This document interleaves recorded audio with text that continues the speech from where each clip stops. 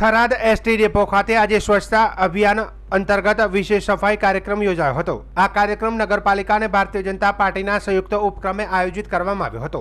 માર્કેટયાર્ડના chairman શૈલેષભાઈ પટેલે જણાવ્યું હતું કે આ કાર્યક્રમ પંડિત દીનદયાળજીની જન્મજયંતિ નિમિત્તે યોજવામાં આવ્યો છે। વડાપ્રધાન નરેન્દ્ર મોદીના સ્વચ્છતા અભિયાનના સંકલ્પને સાકાર કરવા માટે આ પહેલ કરવામાં આવી છે। સફાઈ કાર્યક્રમમાં નગરપાલિકાના કર્મચારીઓએ સક્રિય ભાગ લીધો હતો।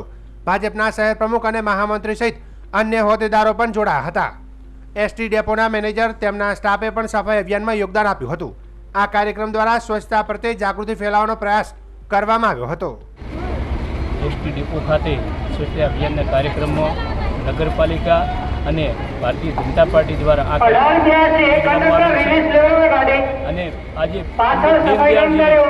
જન્મ જયંતિની